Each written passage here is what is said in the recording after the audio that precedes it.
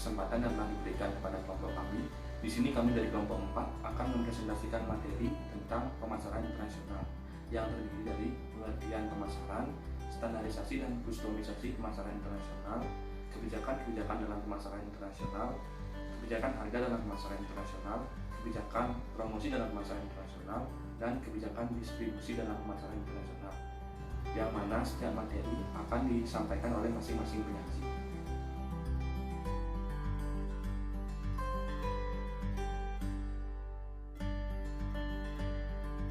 Baik, terima kasih atas kesempatan yang telah diberikan. Di sini saya sebagai penyaji akan menyampaikan materi yang pertama, yaitu pengertian dari pemasaran.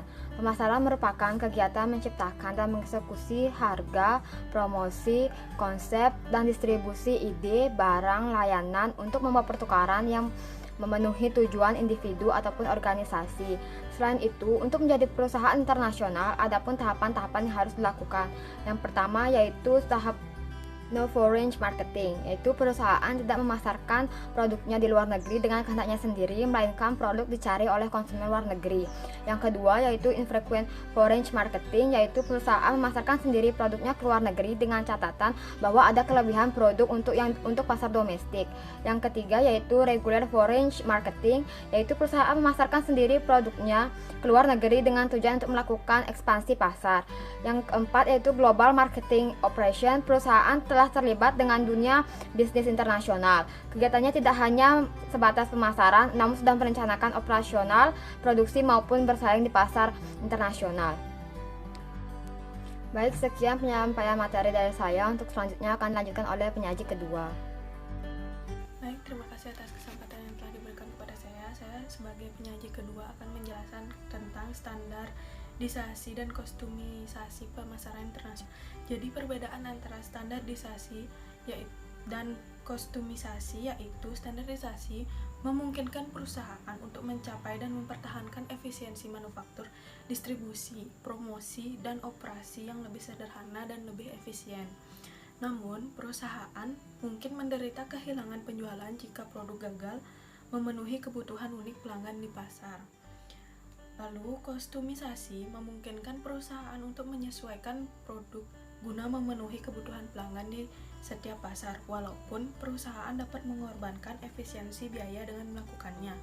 Pada dasarnya, standarisasi berfokus pada sisi biaya dari persamaan keuntungan dengan mengendalikan biaya keuntungan perusahaan ditingkatkan. Sedangkan kostumisasi berfokus pada sisi pendapatan dari persamaan keuntungan dengan menghadirkan kebutuhan pelanggan yang unik dalam setiap pasar. Perusahaan ini mampu mengisi harga tinggi dan menjual barang-barang yang lebih di setiap pasar.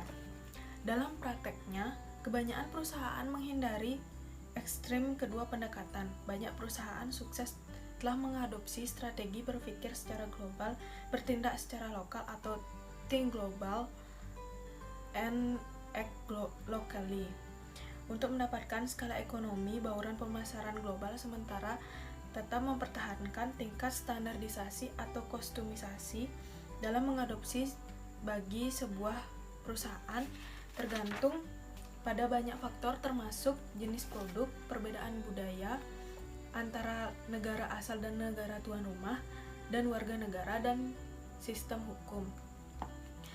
Perusahaan sering membakukan desain produk untuk menangkap manufaktur skala ekonomi, tetapi menyesuaikan iklan dan saluran distribusi untuk memenuhi kebutuhan pasar lokal tertentu.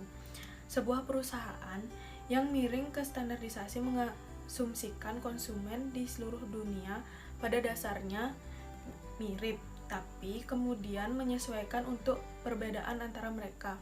Sebuah perusahaan yang cenderung ke kostumisasi mengasumsikan konsumen berbeda, tetapi kemudian menyesuaikan kesamaan di antara mereka. Sebuah perusahaan internasional juga harus mempertimbangkan struktur organisasi. Standarisasi menyiratkan bahwa kekuasaan dan kontrol harus terpusat, sering di kantor pusat perusahaan, sedangkan kostumisasi menunjukkan bahwa kantor pusat harus mendelegasikan cukup kekuatan dalam keputusan bagi manajer lokal. Perusahaan internasional sering mengatasi masalah organisasi ini dengan mengadopsi dua langkah proses, yaitu yang pertama, keputusan untuk melakukan beberapa elemen dari bauran pemasaran, desain produk, merek, kemasan, dan produk positioning dibuat secara sentral. Yang kedua, yaitu kemudian manajer lokal disebut pada kritik program pemasaran global dan untuk mengembangkan rencana untuk melaksanakan disesuaikan elemen dari bauran pemasaran seperti promosi dan distribusi. Sekian dari presentasi saya lanjutkan ke penyaji berikutnya. Om Swastiastu, perkenalkan nama saya Nilo Regina Ariantini dengan NIM 181705106. Di sini saya akan melanjutkan materi dari teman saya, yaitu terkait kebijakan-kebijakan produk dalam pemasaran internasional. Penting bagi suatu perusahaan memiliki kemampuan bersaing secara internasional adalah keberhasilan dalam mengembangkan produk dengan fitur yang tangible maupun intangible yang memenuhi keinginan dan kebutuhan pelanggan di pasar nasional yang beragam. Misalnya, Toyota yang sukses dalam penjualan mobil yang di Eropa, Asia, dan Amerika mencerminkan prestasi yang terkait produk dalam merencanakan dan memproduksi kendaraan mekanisme handal, menawarkan kompetitif jaminan, membangun sebuah nama merek yang kokoh untuk produk-produknya, menyediakan suku cadang dan perbaikan manual, dan pembiayaan kepada dealer dan pelanggan retail. Selanjutnya, keputusan utama kebijakan produk yang dihadapi pemasar internasional adalah sejauh mana produk perusahaannya harus standar di pasar atau disesuaikan dalam pasar individu. Salah satunya adalah sifat produk, target pelanggan, pengguna industri, atau konsumen individu. Meskipun beberapa produk industri disesuaikan dan beberapa standar produk konsumen pada umumnya, produk industri lebih cenderung menjadi standar dari produk konsumen. Hukum dan peraturan negara tuan rumah juga dapat mempengaruhi kebijakan produk yang diadopsi oleh perusahaan internasional. Beberapa negara, misalnya, telah dikenakan persyaratan pelabelan rinci dan standar kesehatan pada produk konsumen dan perusahaan, baik asing maupun domestik. Baik, terima kasih, sekian dari saya. Nama saya Nyoman Widiani dengan NIM 1024. Di sini saya sebagai penyaji keempat akan menjelaskan materi kebijakan harga dalam pemasaran internasional. Kebijakan harga sangat mempengaruhi dalam penerimaan pendapatan perusahaan. Kebijakan harga berfungsi sebagai senjata strategis yang memungkinkan perusahaan untuk memiliki lingkungan kompetitif di mana bisnis tersebut terjadi. Yang menjadi masalah dalam harga sendiri yaitu perbedaan biaya transportasi, tarif, sehingga menyebabkan harga bervariasi menurut negara. Yang kedua yaitu perbedaan praktek distribusi yang mempengaruhi harga final yang dibayarkan oleh pelanggan akhir. Dan yang ketiga yaitu fluktuasi nilai tukar mata uang. Jika mata uang negara target meningkat dalam hal ini nilainya, maka eksportir harus memilih antara mempertahankan harga produk dengan mata uang negara target atau menjaga harga produk dengan mata uang negara sendiri. Adapun beberapa kebijakan harga yang diambil perusahaan menurut pendekatan desain organisasi internasional yang diambil oleh perusahaan sendiri. Yang pertama yaitu perusahaan yang menggunakan pendekatan geosentris akan memilih menetapkan kebijakan harga standar. Jadi harga produk yang dijual pada pasar domestik maupun pasar internasional harganya tetap sama. Yang kemudian perusahaan yang menggunakan pendekatan etnosentris akan memilih menetapkan kebijakan harga dual. Jadi satu harga untuk pasar domestik dan satu harga lagi untuk pasar internasional. Nah, harga dual ini biasanya diterapkan oleh perusahaan-perusahaan domestik yang baru saja melakukan internasionalisasi. Dan yang terakhir yaitu perusahaan dengan menggunakan pendekatan polisentris akan memilih untuk menetapkan kebijakan harga pasar. Harga pasar ini sangat kompleks tentunya.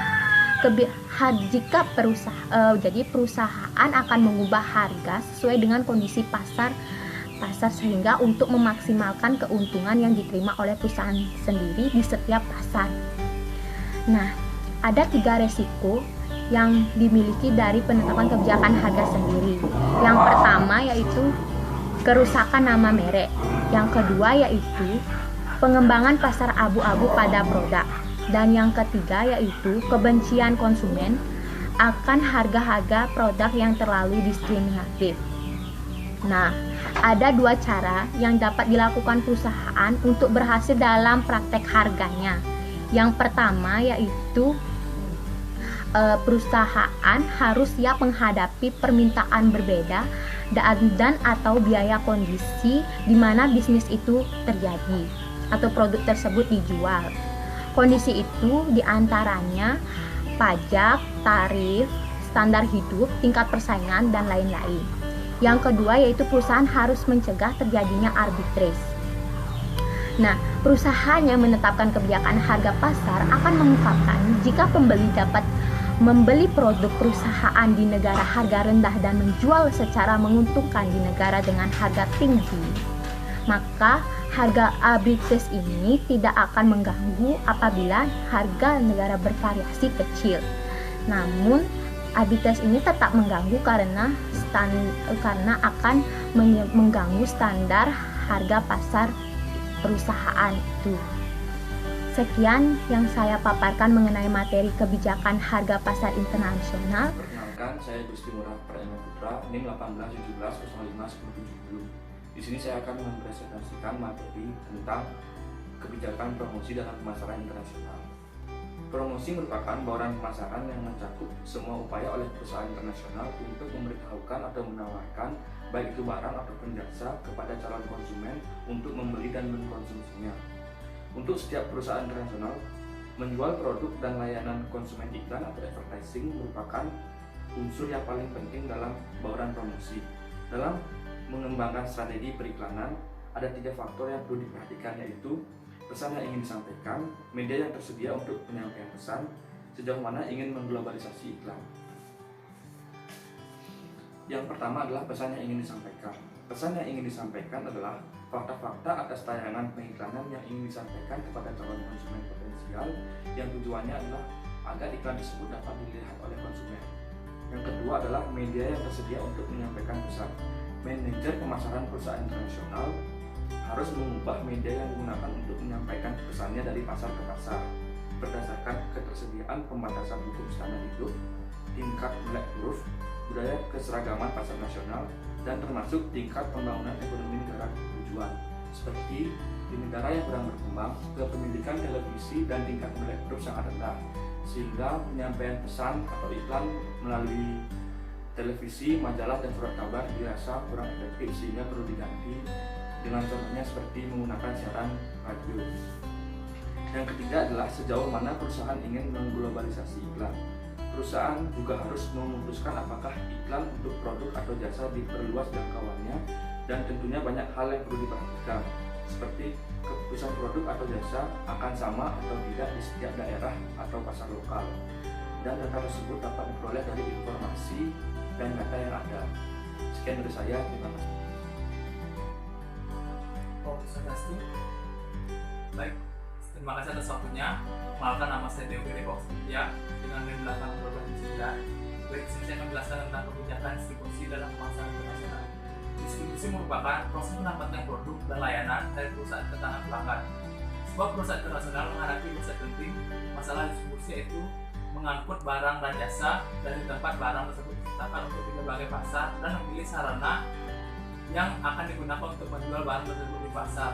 Yang kedua, manajer distribusi perusahaan internasional harus mengatasi masalah yang paling jelas adalah pemilihan moda transportasi untuk pengiriman barang perusahaan dari titik asal mereka ke tujuan mereka. Pilihan ini merupakan trade-off yang jelas antara waktu dan uang. Saluran distribusi dapat terdiri dari sebanyak 4 bagian dasar. Yang pertama, produsen yang menciptakan produk atau layanan. Yang kedua, grosir yang membeli produk dan jasa dari produsen dan kemudian menjual kembali mereka untuk pengecer. Yang ketiga, pengecer yang membeli dari grosir dan kemudian menjual kepada pelanggan. Yang keempat, sebenarnya pelanggan yang membeli produk atau jasa untuk konsumen akhir. Saluran distribusi terpanjang melibatkan penggunaan grosir. Grosir adalah bisnis terpisah yang membeli dari produsen dan kemudian menjual untuk mengecer atau dalam beberapa kasus untuk grosir lainnya. Penggunaan grosir membuatnya lebih mudah untuk pasar negara-negara lain dengan sedikit konsentrasi retail dan juga memungkinkan perusahaan untuk mempertahankan staf penjualan yang lebih kecil. Di sisi lain, margin keuntungan cenderung lebih kecil karena ada bisnis lebih terlibat masing-masing yang mengharapkan untuk membuat keuntungan. Perusahaan yang menjalankan manajemen pemasaran internasional dilihat dari mana produknya diproduksi dan dipasarkan. Yang pertama yaitu ada perusahaan importir, yang kedua perusahaan eksportir, yang ketiga perusahaan multinasional. Baik, perusahaan importir ini merupakan badan atau perusahaan atau instansi yang melakukan kegiatan pembelian, penerimaan dan atau pemasukan barang atau produk dari batas wilayah suatu negara ke negara penerima. Yang kedua, perusahaan eksportir yaitu badan atau perusahaan atau instansi yang melakukan kegiatan penjualan, pengiriman dan atau pengeluaran barang atau produk dari batas wilayah suatu negara ke negara lain. Yang terakhir yaitu perusahaan multinasional. Perusahaan multinasional adalah perusahaan yang menjalankan usahanya di banyak negara. Perusahaan ini biasanya sangat besar. Perusahaan ini memiliki kantor-kantor, pabrik dan kantor cabang yang sangat banyak. Perusahaan multinasional ini biasanya memiliki sebuah kantor pusat di mana mereka mengkoordinasi manajemen globalnya. Demikian materi yang saya jelaskan. Saya kembalikan ke moderator. Sekian presentasi dari kelompok kami. Mohon maaf apabila ada kekurangan dan kesalahan kata. Sekali lagi saya ucapkan terima kasih dan saya tutup dengan pramu sakti. Om Santi.